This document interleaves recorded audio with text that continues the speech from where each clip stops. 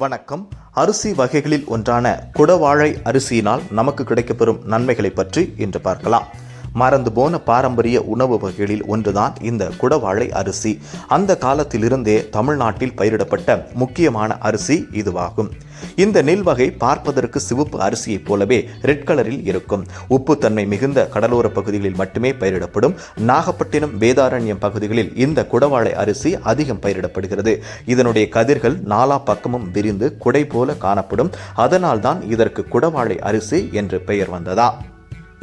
இந்த குடவாழை அரிசி கொழுப்புகள், சோடியம், பொட்டாசியம், அதிக அளவு carbohydrate, dietary fibre, niacin, magnesium, calcium, இரும்புச்சத்து, வைட்டமின் ஏ, சி, B6 போன்றவை இதில் அடங்கி காணப்படுகின்றன. இந்த அரிசியை சாப்பிடும்போது ஜீரண சக்தி பெருகுகிறது. இதனால் மலச்சிக்கல் எளிதாக தீர்கிறது. குடல் ஆரோக்கியம், வயிறு பிரச்சனையும் இந்த குடவாழை அரிசி தீர்க்கிறது. சருமத்துக்கு ஆரோக்கியம் தருகிறது. வயதான தோற்றத்தை தள்ளி போடக்கூடிய தன்மைகளை இந்த அரிசி பெற்றுள்ளது. உடலில் நோய் எதிர்ப்பு சக்தி அதிகரிக்கும். உள் உறுப்புகள் பலம் பெறும். பெரும்பாலும் அரிசி என்றாலே சர்க்கரை நோயாளிகளை குறைவாக சாப்பிட சொல்வார்கள். ஆனால் இந்த அரிசியில் மட்டும் புரோட்டீனும், நார்ச்சத்தும், தாதுச்சத்தும், உப்புச்சத்தும் அதிகமாக உள்ளதால் அதனால்தான் சர்க்கரை நோயாளிகளுக்கு தாராளமாக சாப்பிடக்கூடிய அரிசியாக இது உள்ளது. இரத்தத்தில் சர்க்கரையின் அளவு கட்டுப்பாட்டுடன் இருக்க இந்த அரிசி உதவுகிறது.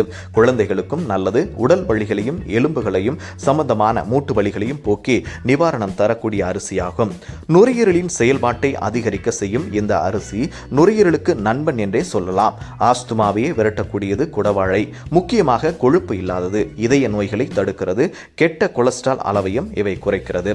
எப்படியெல்லாம் பயன்படுத்தலாம்? வழக்கமாக நாம் பயன்படுத்தும் அரிசியைப் போலவே இதிலும் இட்லி, பொங்கல், தோசை, பிரியாணி, ஃப்ரைட் ரைஸ் என செய்து சாப்பிடலாம். சிலர் இந்த அரிசியில் அல்வா செய்வார்கள். 3 மணி நேரம் இந்த அரிசியை ஊற வைத்து வடித்து எடுத்துக்கொண்டு அதனுடன் தேங்காய் துருவல் சேர்த்து பேஸ்ட் போல அரைத்து எடுத்துக்கொள்ள வேண்டும். பிறகு ஒரு பாத்திரத்தில் சிறிது தண்ணீர் ஊற்றி வெல்லம் போட்டு கொதிக்க வைத்து அந்த தண்ணீரை வடிகட்டி எடுத்துக்கொள்ள வேண்டும். இப்போது அந்த தண்ணீரை மட்டும் மீண்டும் கொதிக்க வைத்து தயாராக வைத்துள்ள அரிசி, தேங்காய் விழுதை சேர்த்து கிளற வேண்டும். வாணலில் நெய், முந்திரி, ஏலக்காய் தூள் சேர்த்து கிளறி கொட்டினால் அல்வா ரெடி. இதுபோலவே இந்த அரிசியில் பச்சை பயிரையும் கலந்து பொங்கல் செய்யலாம். பச்சை பயிறு, குடவாழை அரிசி இரண்டையும் 1 மணி நேரம் ஊற வைக்க வேண்டும். பிறகு இரண்டையும் குக்கரில் போட்டு அதனுடன் வெல்லத்தையும் சேர்த்து வேக வைக்க வேண்டும். பொங்கல் என்பதால் 4-5 விசில் தாராளமாக விட்டு இறக்கினால் பொங்கல் ரெடி.